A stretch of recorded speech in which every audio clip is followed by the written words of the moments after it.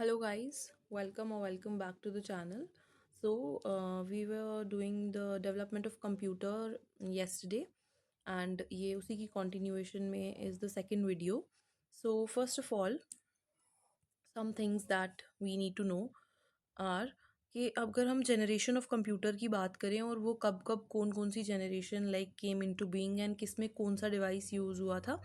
तो सबसे पहले फर्स्ट जनरेशन जो है कंप्यूटर्स की वो आई है 1940 से लेके 1956 तक, और इसके अंदर वैक्यूम ट्यूब्स जो थी वो यूज़ होती थी। ठीक है।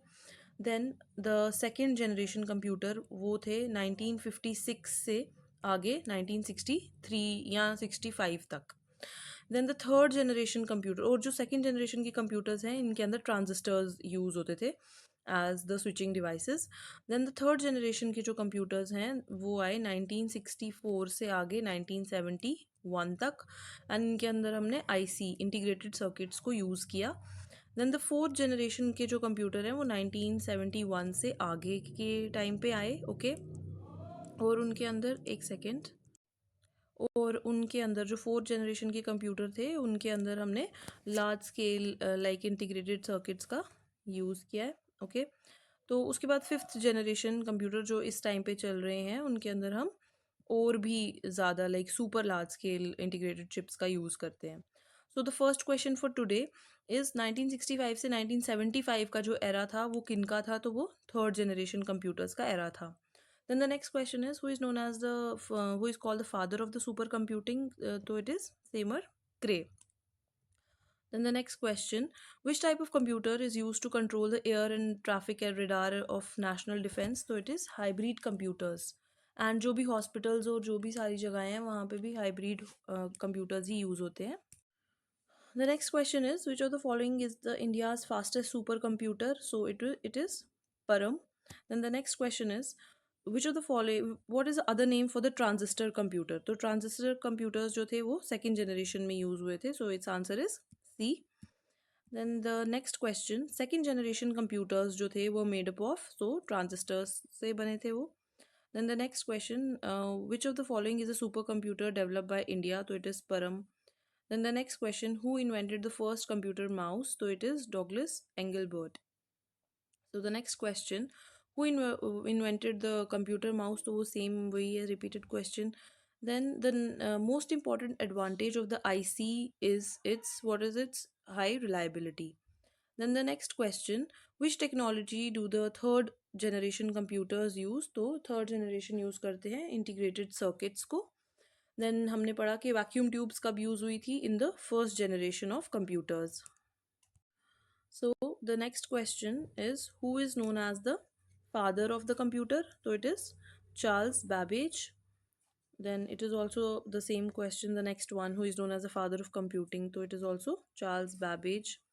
Then the next question, Dash is a series of supercomputers developed and assembled by the Center for Development of Advanced Computing in Pune, India. So it is Param. Then the next question, arithmeter was invented by, so it is Charles Xavier Thomas. Then the next question, the desktop computers, the laptops, tablets, smartphones, इन सबको हम क्या कहते हैं? तो they are known as micro computers. Okay.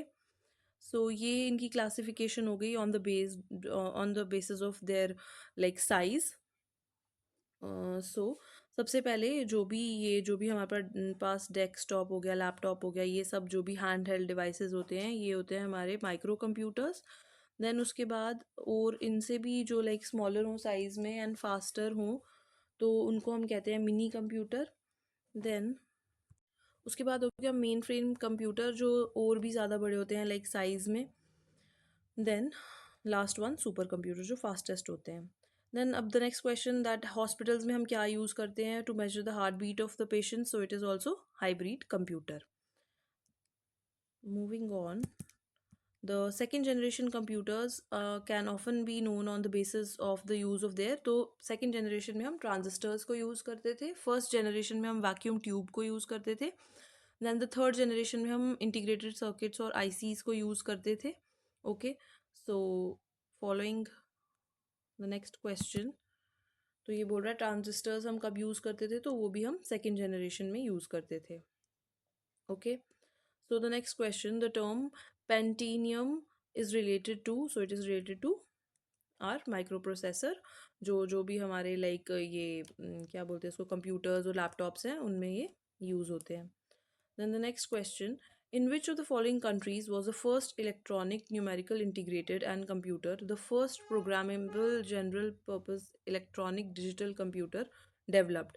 सो ये बात कर रहा है ENIAC की, तो वो USA में डेवलप हुआ था. So that's all for today. Thank you so much for watching.